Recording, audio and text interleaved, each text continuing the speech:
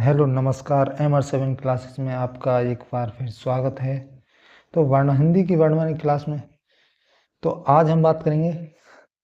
तो सबसे पहले बात करें, जो स्वर्ण वर्ण है वो कितने हो गए हिंदी में। जो स्वर्ण वर्ण की संख्या है वो कितनी है? स्वर्ण वर्ण वो है 11। और वो कौन कौन से हैं? आ,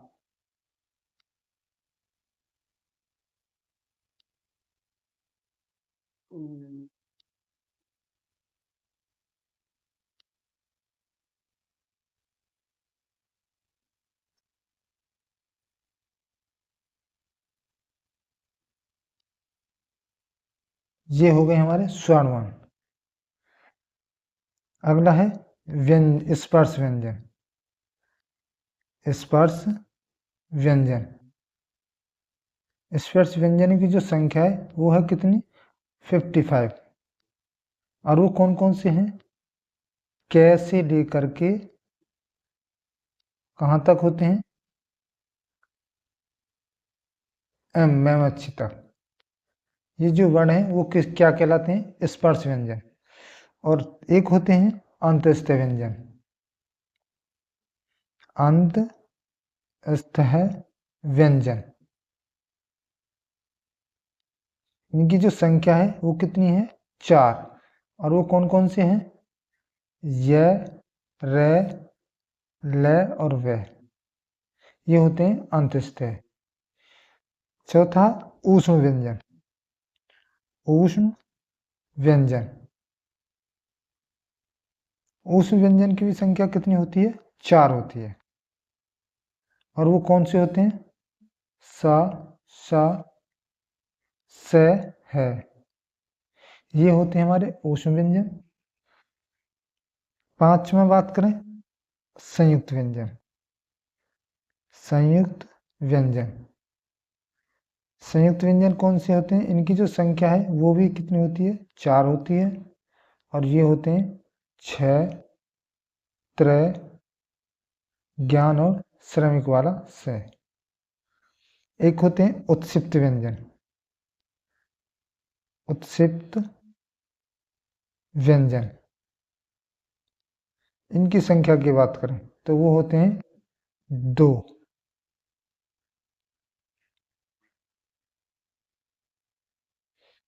दो।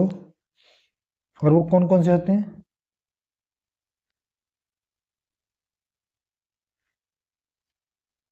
अगला है सातवां विशिष्ट व्यंजन। विशिष्ट व्यंजन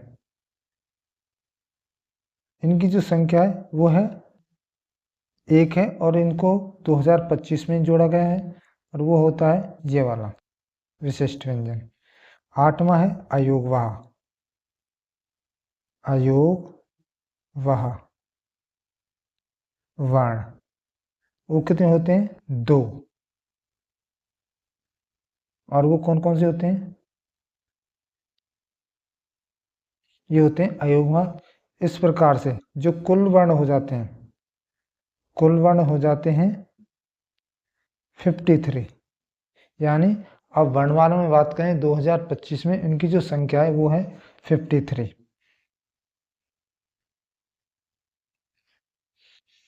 अब हिंदी में जो क्वेश्चन पूछेगा परीक्षा में, जो क्वेश्चन है वो किस प्रकार से पूछेगा परीक्षा में?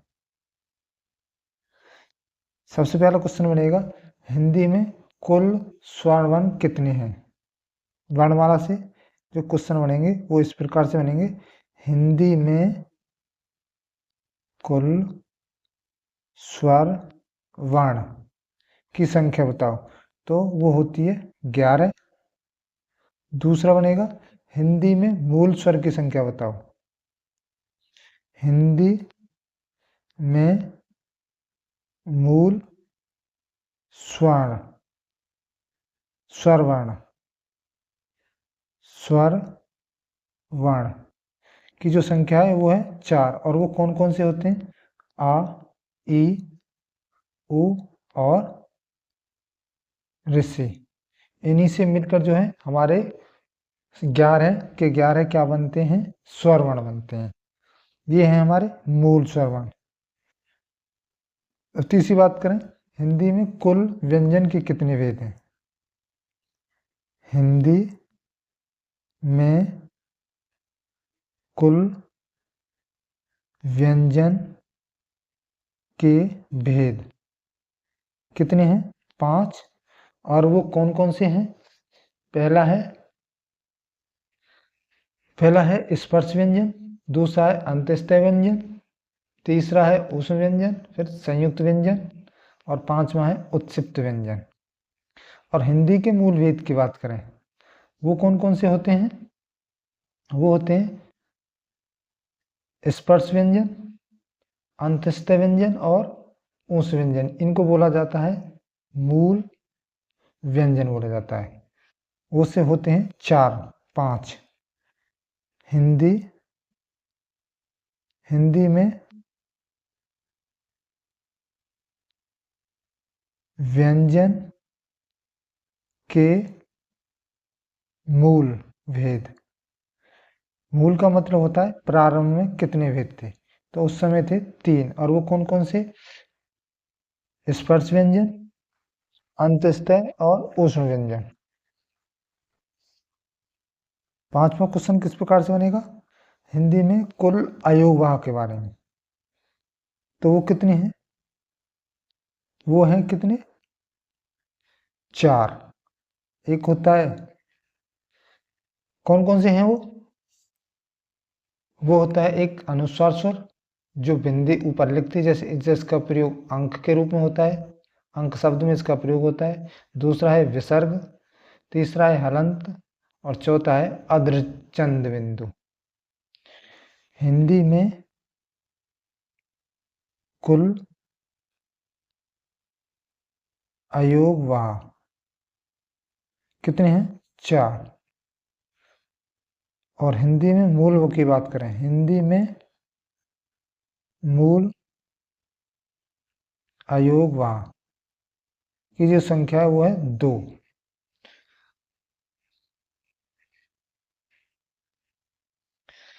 अब हम बात करेंगे संयुक्त उच्चारण स्थान के बारे में, यानी जो वर्ण है हमारे, उनका जो उच्चारण स्थान है कहाँ से होता है, यानी तालव्य से होता है या मूर्धन्य से होता है या दंतस्थ से होता है दंतोष्ठ से होता है, उनके बारे में। यानी संयुक्त उच्चारण स्थान,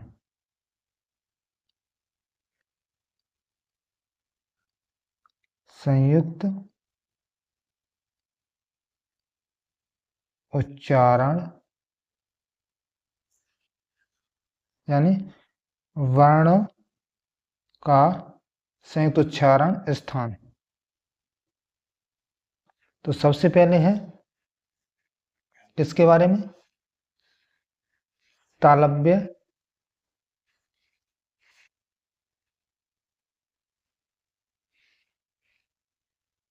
हम लेंगे सबसे पहले कंठ तालव्य से। कंठ तालव्य कौन कौन से शब्द बोले जाते हैं? आ, दूसरा है कंठस्थ, कंठोष्ठ,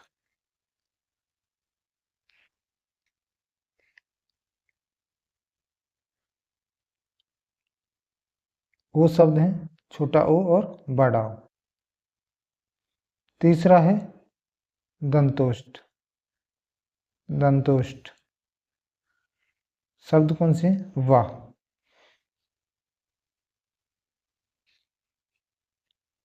अब लेंगे हम जो अंतस्थ वर्ण है, उनका जो उच्चारण स्थान है वो कहाँ से होता है?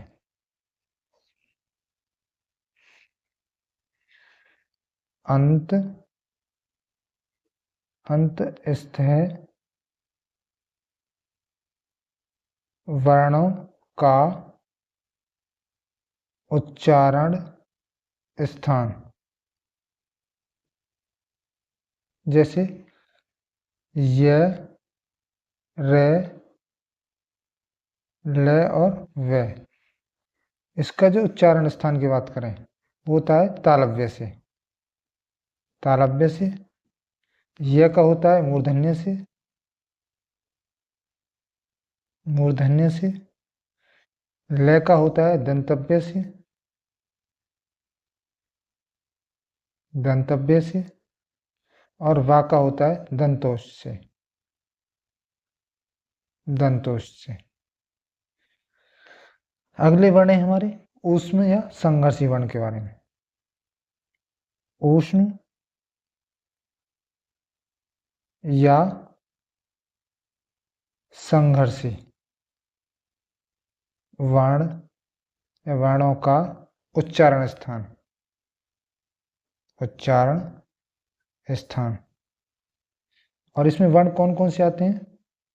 सा, श, से, है।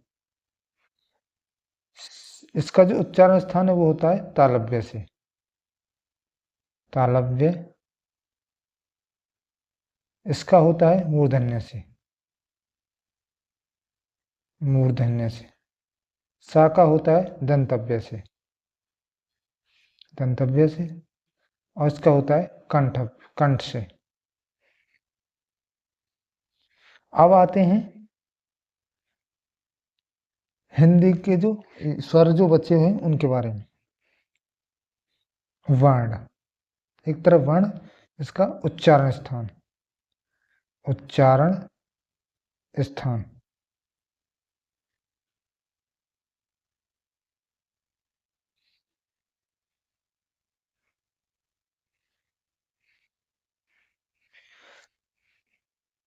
आ, ई, ऋचा वाला ऋषि, यानी डबल र होता है इसमें। बडाऊ। उत्सिप्त वर्ण। इसका उस होता है कहाँ से? कंठ से। कंठ से होता है। इसका तालव्य से। तालव्य से। इसका मूर्धन्य से। मूर्धन्य से। इससे जो शब्द बनता है वो बनता है, क्या बनता है? ऋचा। ऋचा।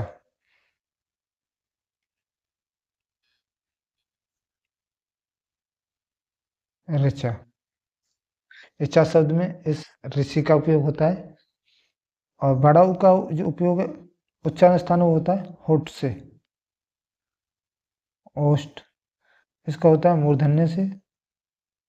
मूर्धन्य। और इसका भी मूर्धन्य से होता है। अब बात करेंगे हम क वर्ग, च वर्ग और इसका ट वर्ग, त वर्ग और प वर्ग के बारे में।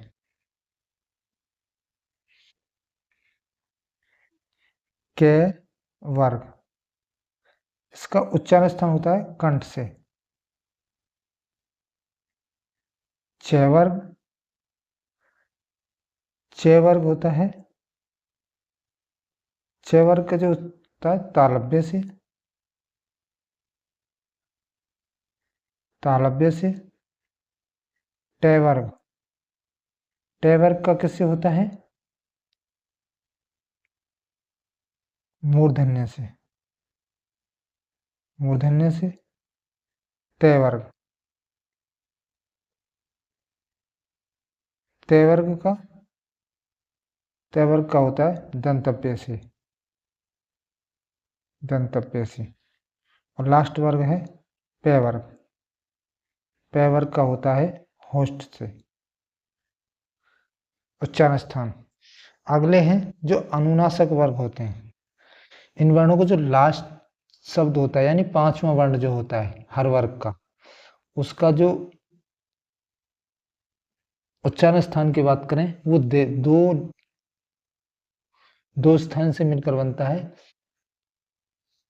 यानी क वर्ग का कौन सा? क वर्ग में, क वर्ग में कौन सा आएगा? ड। ये किस किस से, यानी कि ये किस किस से मिलकर यानी वर्ण का बोला जाता है, मुख और नाक से बोले जाते हैं। और ये होता है ख वर्ग। ख वर्ग का जो लास्ट शब्द होता है, यानी इनकी बात करें अनुनासिक स्वर, अनुनासिक नासिक वर्ण। वर्ण कौन से होते हैं? ये वाले, यानी क वर्ग में जो लास्ट होता है, ख वर्ग में भी लास्ट में कौन सा होता है? ण। और ट वर्ग, ट वर्ग का जो लास्ट वर्ण कौन सा होता है? दो पड़ाम वाला। और त वर्ग, त वर्ग में होता है न। और प वर्ग, प वर्ग में होता है मैं। इन्हीं को बोला जाता है अनुनासिक वर्ण। इनका जो उच्चारण है वो कहाँ से होता है? इसका उच्चारण होता है कंठ प्लस नासिका से, यानी कंठ से और नाक से इसका उच्चारण होता है। इसका होता है तालव्य से, तालव्य प्लस नासिक से, यानी नासिक का मतलब होता है नाक से, या बोल सकते हैं ना। इसका होता है मूर्धन्य से,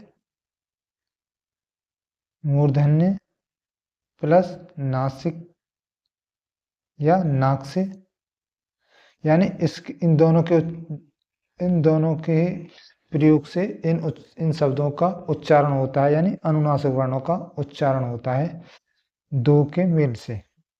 इसका होता है दंतव्य से, दंतव्य प्लस नासिक या नाक से। मेवर का उच्चारण होता है होस्ट से प्लस नासिक या नाक से। ये होते हैं हमारे अनुनासिक वर्ण। इनका उच्चारण है वो दो जगह का यूज करके होता है। तो ये थे हमारे वर्णमाला की क्लास में। तो मिलते हैं नेक्स्ट वीडियो में नेक्स्ट टॉपिक के साथ। तब तक के लिए देखते रहिए MR7 क्लासेस।